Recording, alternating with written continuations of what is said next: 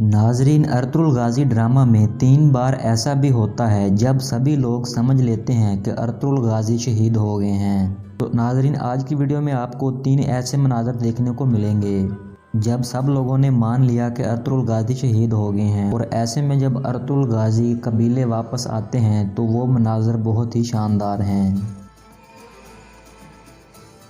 तो पहली बार ऐसा मंजर सीज़न 2 के शुरू में देखने को मिलता है जब काई कबीले के कारवान पर मंगोल हमला करते हैं और उसके बाद हलीमा सुल्तान और अर्तुगरुल गाजी को पकड़ने के लिए वो पीछे लग जाते हैं, और अर्तुगरुल जब वहाँ से हलीमा सुल्तान को भगा देता है और ख़ुद पकड़ा जाता है, और मंगोल सिपाही अर्तुगरुल को पकड़कर कमांडर नोयान के पास ले जाते हैं। लेकिन कारवान सराय से जली हुई लाशों में से अर्तुगरुल के भाई गंदोगदो को वहाँ पर कुछ अर्तुगरुल की चीज़ें मिलती हैं। इससे गंदोगदो को यकीन हो जाता है कि अर्तुगरुल को भी यहाँ पर जला दिया गया है। तो उसके बाद वो कबीले में आकर यही बात बताता है और पूरा कबीला इस बात पर यकीन कर लेता है कि अर्तुगरुल सच में मारा जा चुका है, और पूरा कबीला इस बात का यकीन कर लेता है। जबकि अर्तुगरुल ज़िंदा होता है और मंगोलों की कैद में होता है। लेकिन अर्तुगरुल जब वहाँ से रिहा होकर कबीले वापस आता है तो ये मंज़र बहुत ही प्यारा था।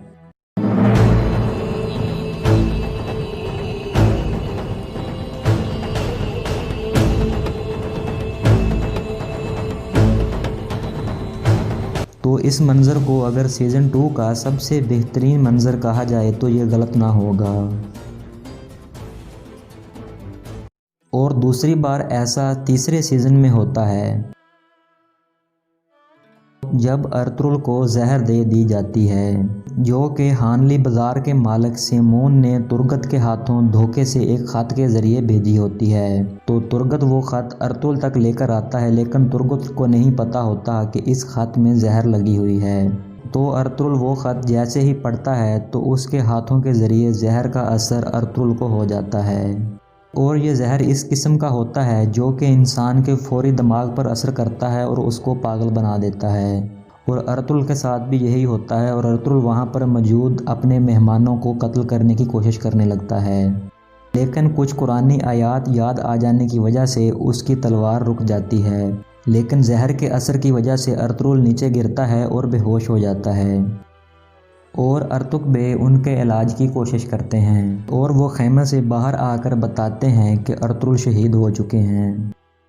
तो ऐसे में सभी लोग इस बात पर यकीन कर लेते हैं। लेकिन अर्तुगबे फिर हलीमा सुल्तान को अकेले में बताते हैं कि अर्तुगरुल ज़िंदा हैं, और ये अर्तुगरुल ने खुद ऐसा करने का कहा है क्योंकि एक बहुत ज़रूरी मिशन है जो कि उन्होंने पूरा करना है।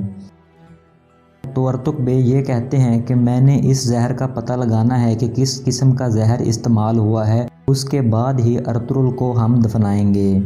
और ये बोलकर वो अर्तुगरुल की लाश को अपने खेमे में ले जाते हैं, और वहाँ से अर्तुगरुल चुपके से कबीले से निकल जाता है।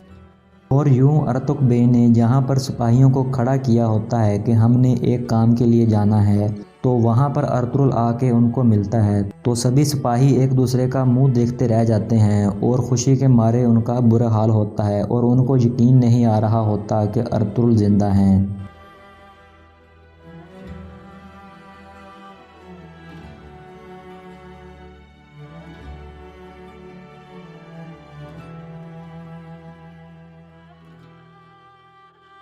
और ऐसा तीसरी बार तीसरे सीज़न के आखिर में होता है जब काराजाइसर किले का कमांडर आरस अर्तुगरुल के लिए एक बहुत ही बुरा जाल बिछाता है।